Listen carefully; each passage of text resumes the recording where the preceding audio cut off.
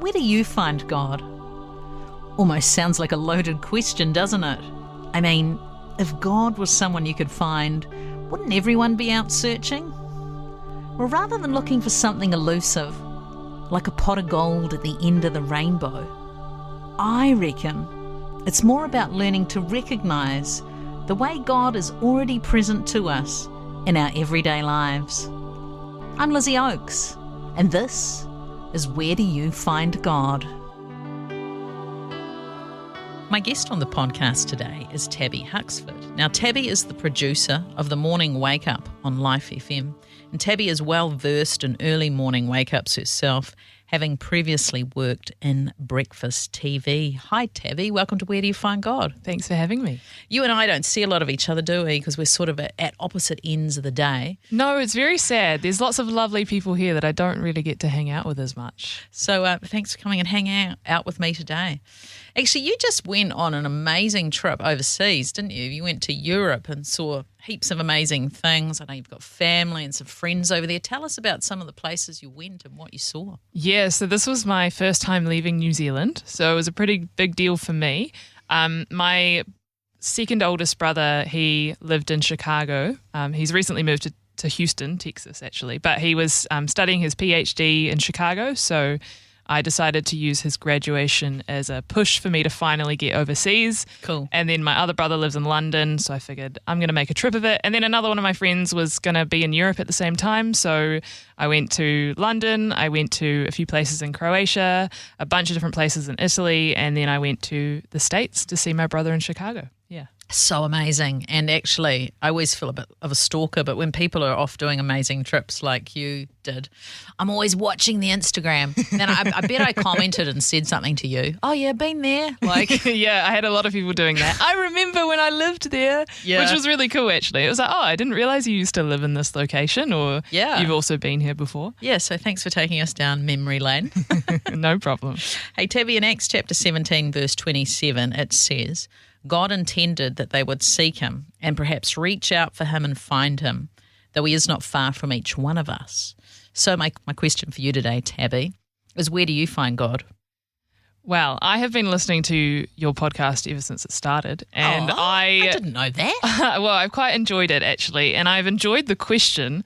And so when you started it, I did actually ask myself this question and I had no answer. And I was like, goodness me, if Lizzie ever asks me, what am I going to say? Uh-oh. But you did end up asking me recently, and I did have something pop into my mind and I didn't quite like it very much. But I think it's worth saying regardless. There's a nice way I could put it and a less nice way I could put it. I'm always into honest answers around here. I think I find God in my frustration with other people. Oh, that is so good. Nobody's answered it like that. You find God in your frustration with other people. The nicer way to put that is I find God in relationship with other people. But in relationship with other people, you have conflict, you get annoyed, you get hurt, you have different personalities that bump against your own. You realize a bunch of insecurities that you didn't realize that you had that you then need to work on. And in all of those things, you have to come to God and go, help me, please. I need help. That's so good, because I think for some of us, people do annoy us and we forget the God factor, actually. We just get annoyed. Yeah. Well, there's so many different ways that you can think about finding God in your frustrations with other people. One, sometimes people find it easy to accept God's love for themselves, and they need to be reminded that God loves the person that they really don't like just as much as he loves you. Or sometimes it's the opposite. You have a lot of love for other people and not much for yourself, depending on what phase of life you're in. Maybe that's what you need to learn. But I also just find that in minor conflicts that I've had with other people or interactions that have brought up insecurities in myself, it has always come at the time where I've been ready to work on that aspect of myself. Wow, that is mind-blowing. I don't know if all of us connect that. So you're saying that the frustration comes and then you realise that you're actually kind of ripe for dealing with whatever it is. Yeah, and it's not that... That's huge self-awareness. How old are you? I am 24.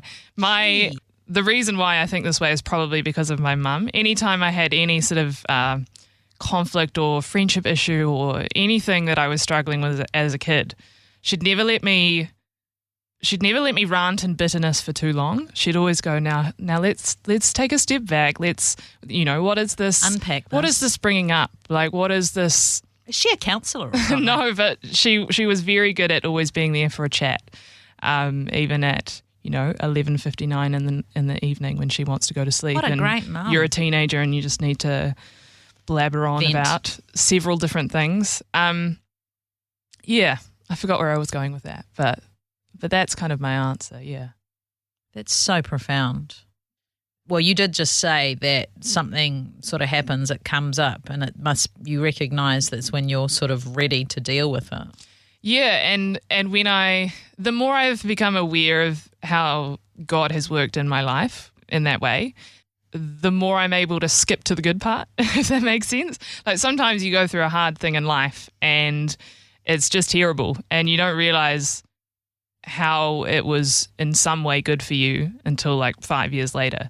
But the more I have observed how I have reacted to different circumstances that I've been through or all sorts of different conflicts or relationships that I've had, the more I've seen, if I'd never had that situation happen, I never would have learnt this thing.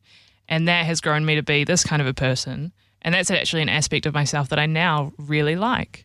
And so I'm trying to get better at reacting in that way a lot faster, or realizing that maybe that's what's happening, or that this has the potential to turn into this one day, and that there can be hope in whatever tough situation I'm going through or whatever negative emotions I might be feeling. It's amazing. You have no idea how amazing that is. That's one of the most amazing things anybody's ever said to me, regardless of being on a podcast. Gee, you're wise. What you're saying to me actually just reminds me of this tagline by Mountain Dew, and that says, to get to easy, you have to go through hard. Yeah, unfortunately. Yeah, but you're willing to go there. You see, many people will sidestep hard. They'll hold it at arm's length. They'll go in the other direction. They'll make it all about the other person. They won't take responsibility for their own reactions and responses. Like, Tabi, Well, it's so mature. I mean, anything I'm saying is just because I haven't done that in the past. And now I'm like, well, that didn't work out very well. I thought I was putting it to the side, but actually I was just holding all of this hurt and anger and bitterness, and it made my life miserable and it didn't really affect other people. So it's just not helpful, unfortunately. You can pretend that it's that you can push it to the side, but really you're not. You're just holding it on for longer. It's like a game of whack-a-mole. Do you know that? You hit one of those things down, and then the other one pops up, and you're trying to push it all down. And being real and honest is where it's at. It's kind of painful, but the fruit of it is, the message of the gospel is from death comes life. So there are those things in our lives that cause us pain. Relationships die, dreams die, but it's not the end of the road. It's like when a forest fire comes and, it's just decimated. But very soon underneath the embers and things, new life comes. Like, it's just mind-blowing. And it is actually how it works in our own lives. But I don't know how many people get it, especially at 24. I hope more people I'm still getting it, and I'm just a few decades older than you. Yeah, I mean, in saying all of this, sometimes I'll share, things that I've realised with a friend, and then a week later it'll be tested, and I'll be like, no, yeah, oh no, I have to. And then I'm reminded of the thing that I said to my friend, this great thing that I've learned, and I'm like, now I have to put it into practice again, and that's annoying, but it's worth it. Yeah, it's so worth it.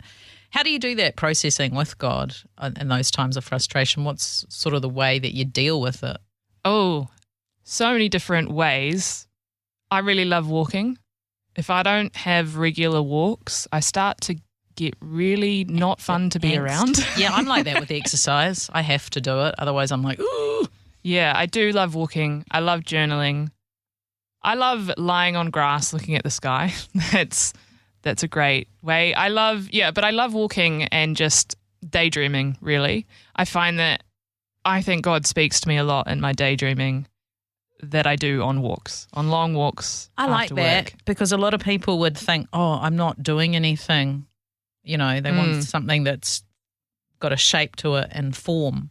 But often it's in those spaces, isn't it, where we create space and ideas come, or answers to things sort of drop into our minds and our hearts. Yeah, I do have to be open to it though. Sometimes if you're holding on to a lot of bitterness, you can spend all of those lovely long walks imagining all of the things that you're angry about. That doesn't help at all. Yeah, been there. I do find that what I ruminate on, the pictures that run through my mind, have a really big impact on me. So if I keep running through something that I'm annoyed about, if I have that visual thing in my mind, then I'm not a great person for the rest of the day. But if I go, okay, God, what do you think of this situation? Give me a picture. Show me a different way to view this situation, a picture with hope. And I let that play out as I'm daydreaming on a walk. Something special happens. Yeah. That is such beautiful imagery right there. Tabi Huxford, thank you for joining me today on Where Do You Find God? Thanks for having me.